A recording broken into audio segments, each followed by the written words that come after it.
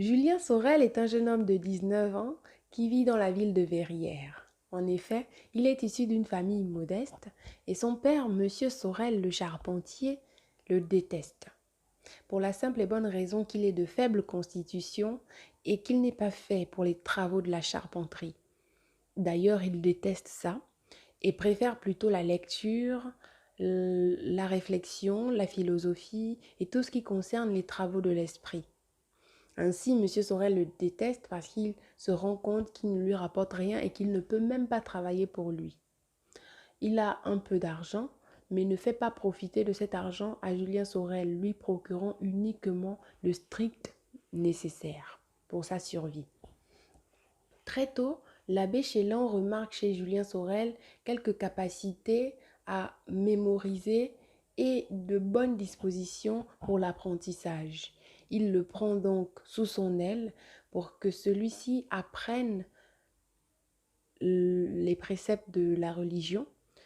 Il apprend donc la Bible par cœur en latin et nourrit l'ambition de devenir prêtre, non pas par vocation, non pas parce qu'il aurait reçu un quelconque appel d'une divinité, mais par pure hypocrisie et surtout parce qu'il se dit que c'est une très bonne méthode pour pouvoir arriver au plus haut sommet de la société.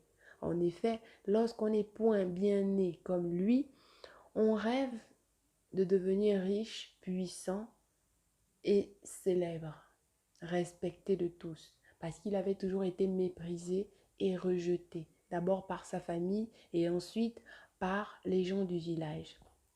Très vite, monsieur de Rênal, le maire de Verrières, entend parler de Julien Sorel et entend parler de ses prouesses. Il se dit que ça pourrait être un bon atout pour lui et décide de le mettre à son service en tant que précepteur de ses enfants.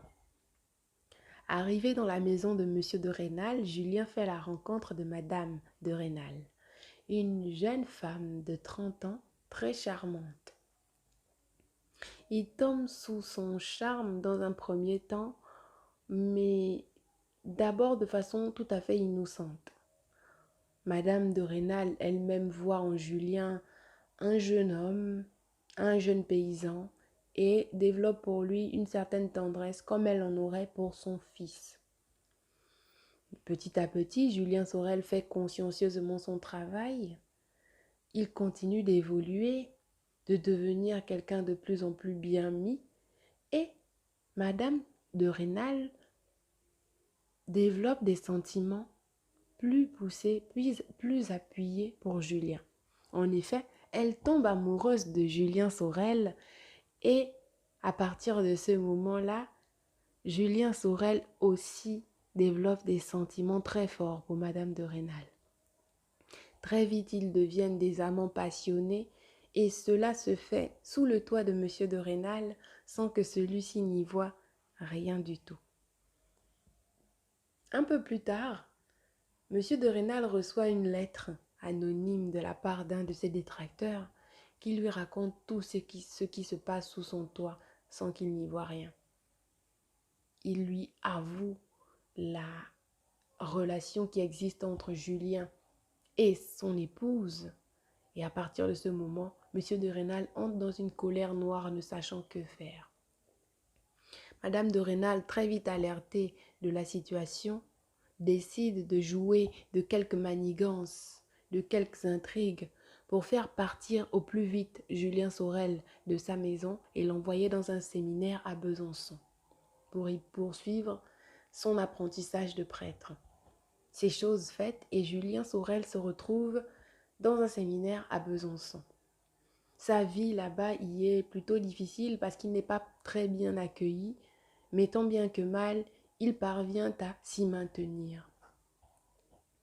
Quelque temps plus tard encore, les prouesses de Julien Sorel font bon chemin et arrivent aux oreilles d'un certain marquis de Paris qui décide de le mettre à son service en tant que secrétaire.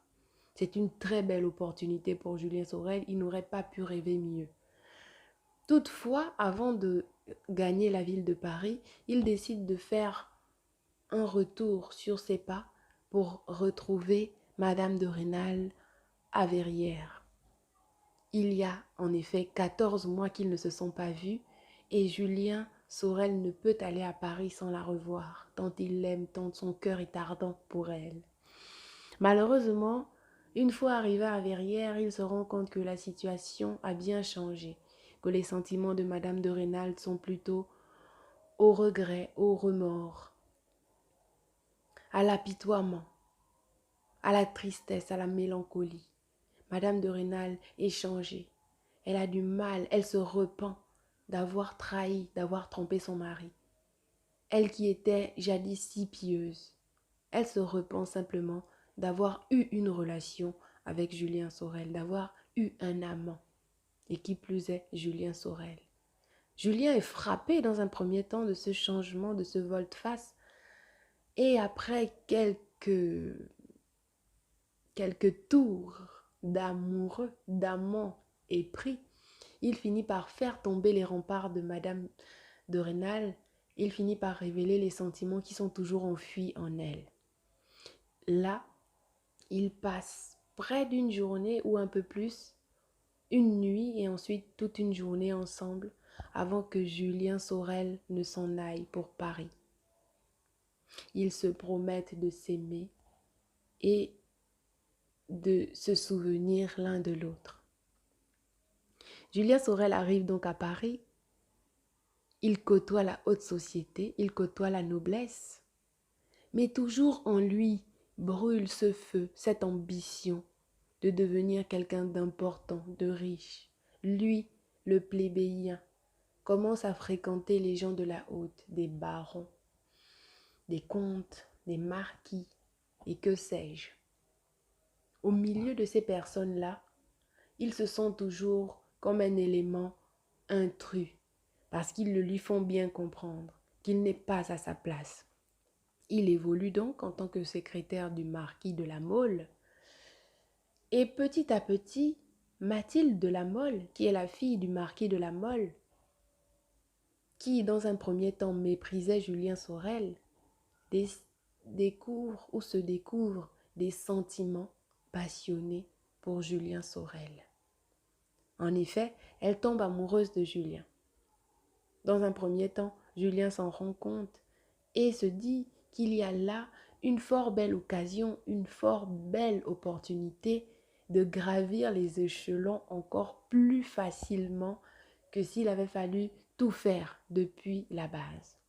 Il décide à son tour de séduire Mathilde encore plus, de la rendre amoureuse de lui davantage et surtout de faire en sorte qu'elle s'attache suffisamment à lui pour envisager de l'épouser.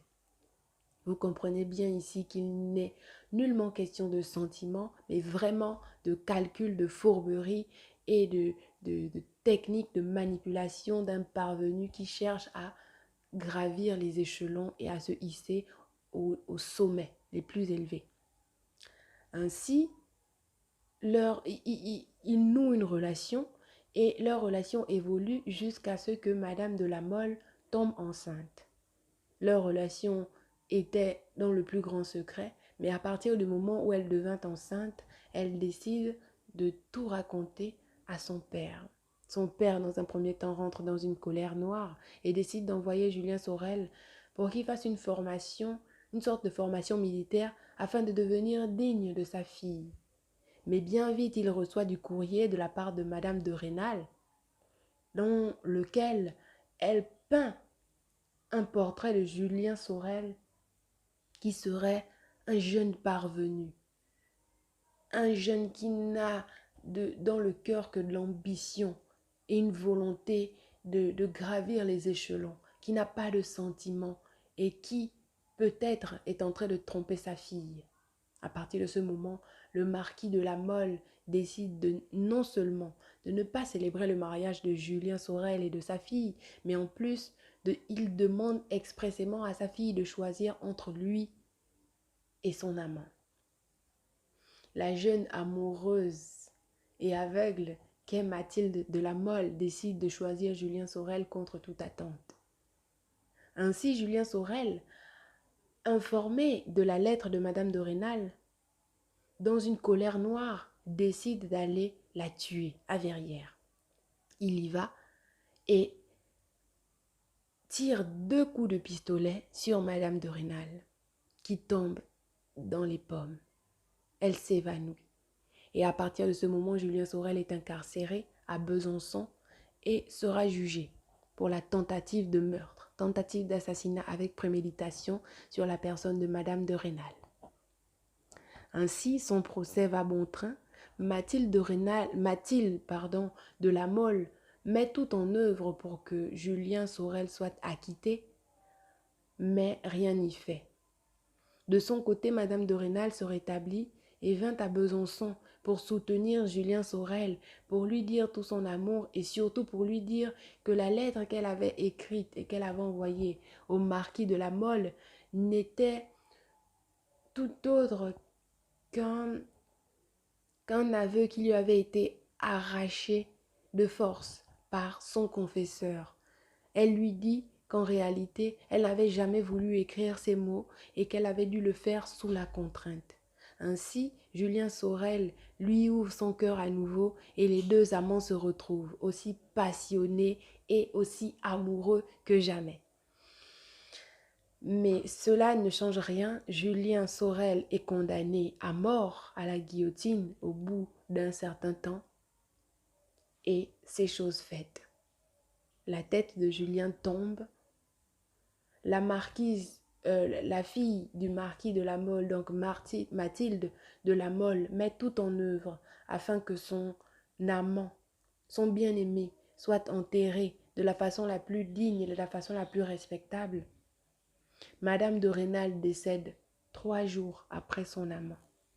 Et c'est ainsi que le livre se termine.